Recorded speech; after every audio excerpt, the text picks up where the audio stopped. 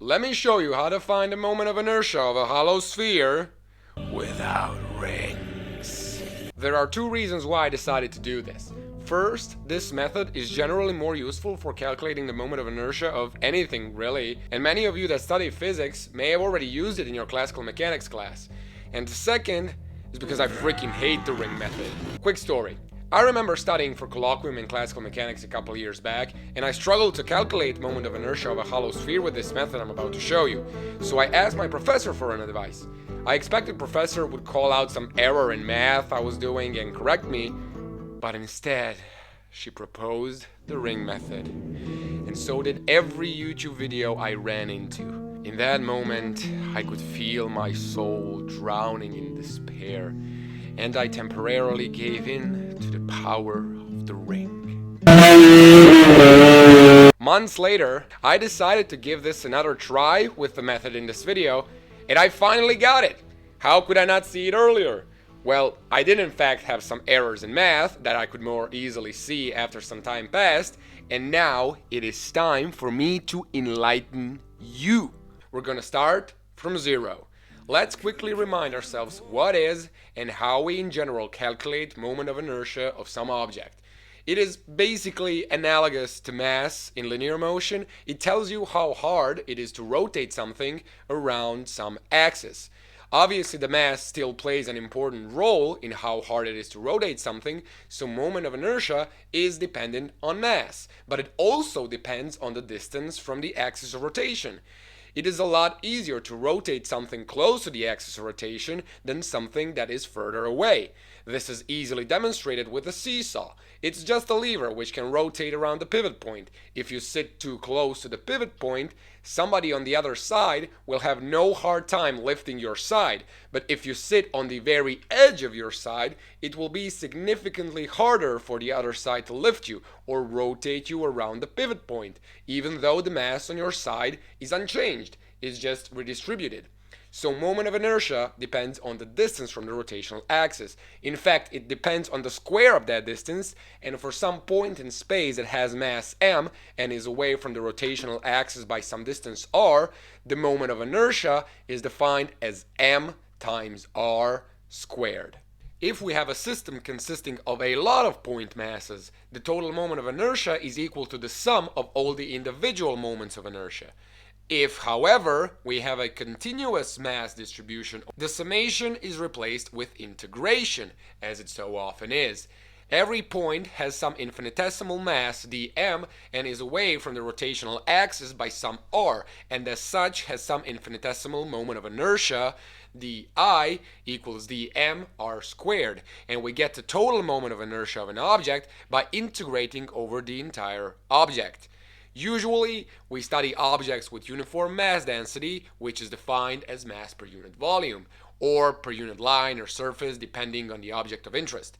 If we have a continuous mass distribution, so basically any non-point-like object, the mass at a certain part of that object is some infinitesimal mass dm. The point is defined as infinitely small, and its volume is some infinitesimal volume dv. Or if the object is two-dimensional, we consider the point to be such as well, and it has infinitesimal surface area dA. In such case, the density in some point of a two-dimensional object is equal to mass per surface area, dm over dA. This is particularly the case here with a hollow sphere. Even though the sphere is a 3D object, it's really just a curved surface. We will consider a hollow sphere of uniform mass density ρ and radius r. We can then write density at some point on the sphere as dm over dA. Since the density is uniform, it is also equal to total mass of the sphere over total surface area of the sphere. And from here we can express the total mass of the sphere, which will come in handy as we go along. We want to calculate the moment of inertia with respect to axis that goes through the center of the sphere. It's as if we are calculating the moment of inertia of the Earth as it rotates around itself. As usual, we need to put the sphere in a coordinate system so we can assign position coordinates to every point on the sphere. We will conveniently choose the coordinate system with an origin at the center of the sphere, where z-axis is the axis of rotation. However, in this case, it doesn't really matter which axis you choose. The moment of inertia with respect to any coordinate axis here will be the same, because the mass distribution is the same around all three axes, as the sphere is like the most symmetrical object in the universe. Okay, it's time to finally start calculating this thing. The total moment of inertia of a hollow sphere is the integral dmr squared, as we established earlier in the video. Since rho is equal to dm over dA, we can write dm as rho times dA and plug that into the integral. So we will have I equal to integral of rho r squared dA. R is the distance from the rotational axis. We have chosen the z-axis, so the line connecting any point on the sphere to z-axis is parallel to the xy plane, and the distance is then equal to the distance of any point from the origin in an xy plane. And we can plug in x squared plus y squared instead of r squared into the integral. Awesome! We now need to take one more step before we start evaluating this integral. You can probably assume that tackling any problem with spheres with rectangular Cartesian coordinates isn't the most enjoyable experience in the world, so we will turn to non-Cartesian coordinates. I've already talked a bit about these in my previous video on the spring pendulum, where I introduced the polar coordinate system to make the problem simpler to solve, and since we are working with a sphere, we will need spherical coordinates. In the next couple of minutes, I will lay down the basics for a spherical coordinate system, and if you're already familiar with it, you can choose to skip to this timestamp right here. But if you're not, and if you want to see the entire journey, you can stick around. In a 3D space, you need 3 coordinates to precisely locate something, usually in Cartesian coordinates x, y, and z. In the polar system, the first coordinate was the distance from the origin, and such is the case in spherical system. The first coordinate is distance from the origin r, in full 3D space this time. Knowing r, you know that the object is somewhere on the surface of the sphere of radius r, and that's why this is called the spherical system. The second coordinate in the polar system was the angle that the position vector closed with the positive side of the x-axis. In spherical coordinates, it is the similar thing, but this time it is the angle that the projection of the position vector on the xy plane closes with the positive side of x-axis. As in 3D space, the position vector doesn't necessarily need to lie in the xy plane. In spherical system, we refer to this angle as azimuthal, and in the context of physics, we usually denote it with phi. And the last one is the angle that the position vector of an object closes with the positive side of z-axis. This is usually referred to as a polar angle, and we denote it with theta. Knowing these 3 values, we can determine the position of any object in the coordinate system. These angles are analogous to latitude and longitude we use to locate things on the Earth. The latitude angle is basically the polar angle, if the z-axis is the Earth's rotational axis, and if the 0 point wasn't the equator but the North Pole. And longitude angle is basically the azimuthal angle if the z-axis passed through Greenwich. One additional difference is that while longitudes range from minus 180 to plus 180 degrees, azimuthal angle ranges from 0 to 360 degrees. It has the same span of 360 degrees, but it's as if we counted the angles from Greenwich in the eastward direction only. So, for example, 90 degrees west will be just 270 degrees longitude. As for latitudes, imagine you start from 0 degrees at the North Pole, then the equator will be at 90 degrees latitude, and the South Pole will be just 180 degrees latitude. It has the same 180 degrees angle span. We usually don't specify the distance from the center of the Earth, as Earth is nearly a perfect sphere and everything is about the same distance from the center, so it's kind of redundant. But if you decide to pretend play Minecraft factions, you need to specify how deep your underground base is to completely determine its position. But instead of depth with respect to the surface of the Earth, in spherical coordinates, you will specify the distance from the center of the Earth, which will then obviously be less than of those objects on the surface. And so, we have defined the spherical coordinates. As we have x and y, the Cartesian coordinates, inside the integral, we need to express Cartesian coordinates in terms of spherical ones. Let's take some random point in space whose position vector closes the angle theta with the z-axis and whose projection in xy plane closes the angle phi with the positive side of x-axis. Its length is r, and with basic trigonometry, we find that its z component is equal to r cosine theta, while its projection on the xy plane is of length r sine theta. We do basic trig again and find that x is equal to r sine theta cosine phi and y is equal to r sine theta sine phi. We only care about x and y since they appear in the integral, so let's plug these expressions in. We can factor out r squared sine theta so that we get sine squared phi plus cosine squared phi in parentheses, which is equal to 1. Now we're left with this. We're almost there. We now only need to express the surface element of the sphere dA in terms of spherical coordinates to start evaluating the integral. In Cartesian system, the surface element was some infinitesimal rectangle with side lengths dx dy or dx dz or dy dz depending on the problem. Now the surface element is again the infinitesimal rectangle but on the surface of the sphere.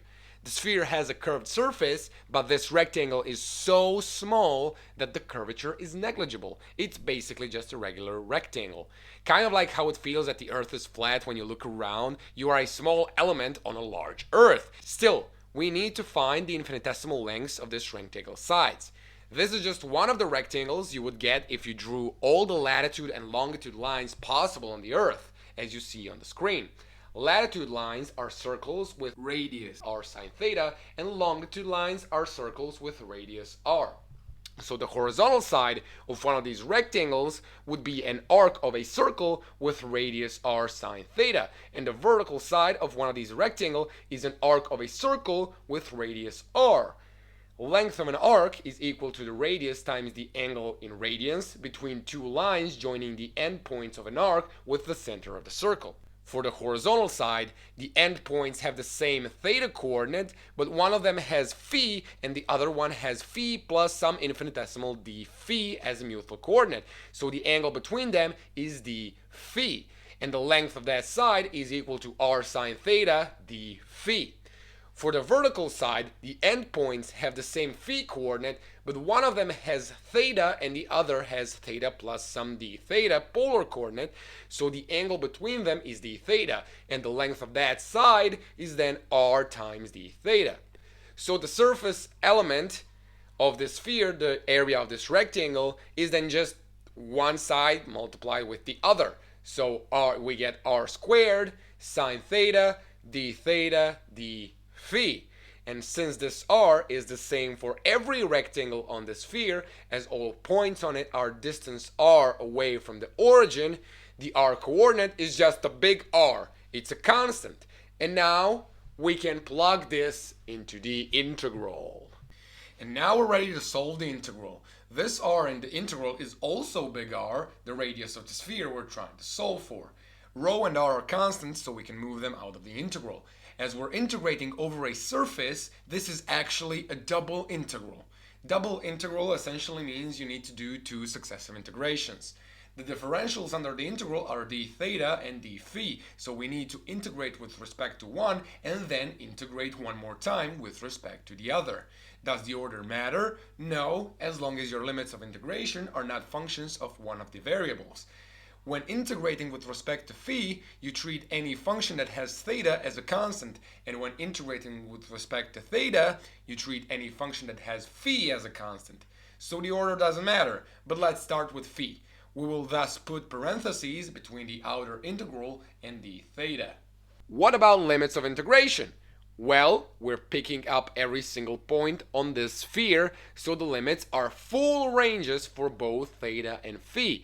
Theta from 0 to 180 degrees and phi from 0 to 360. Of course, we need to convert this to radians, so theta from 0 to pi and phi from 0 to 2 pi. We're now almost done.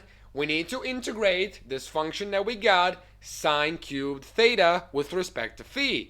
This function is a constant as far as phi is concerned, so we can move it out of the first integral and out of the parentheses. So we are just integrating this constant, which is 1, and the solution is just a linear function of phi.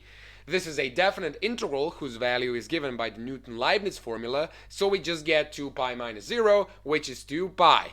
And that is the value of the first integral. Now we're left with the theta integral. 2 pi is a constant, so it goes outside, but oh, this is a very lovely integral. Sine cubed theta with respect to theta. If you're a physicist like I am, you will just use Bronstein or Wolfram Alpha or something, but let's imagine that we want to impress some hot math undergraduate, so let's solve it. First, we will write sine cubed as sine times sine squared, and then we will use the fundamental trigonometric relation to write sine squared as 1 minus cosine squared. We can then distribute the sine outside the parentheses and separate this into two integrals. The first integral is trivial. The antiderivative of sine is minus cosine with limits from 0 to pi. We get 2 as the solution of the first integral. For the second integral, we'll use u substitution. Let u be equal to cosine theta. Du by d theta is minus sine theta, thus du is equal to minus sine theta d theta. Don't forget to change the limits of integration. The lower limit is now equal to cosine 0, so it's 1, and the upper limit is now cosine pi, which is negative 1. And now it's just a basic square function, and the solution to it is u cubed over 3. We get minus 2/3 as the value of this integral. So it wasn't really that hard. We now have 2 minus 2/3 in parentheses, which is equal to 4/3, and when we multiply everything, we get that the moment of inertia of a hollow sphere is equal to 8 pi times rho times r to the power of 4. But let's rewrite this slightly. Notice that we can factor out the surface area of the sphere, 4 pi r squared, which will leave us with additional factor of 2 over 3 rho times r squared. But the surface times rho is just the total mass of the sphere, and when we substitute the mass in, we finally get I is equal to 2/3 mr squared. The final, familiar table solution for the moment of inertia of a hollow sphere. We did it. And that'll do it for today. Leave a like if you like it, leave a comment if you have any thoughts, questions, or suggestions, and consider subscribing if you want more sources of physics in your life. Other than that, take care and see ya!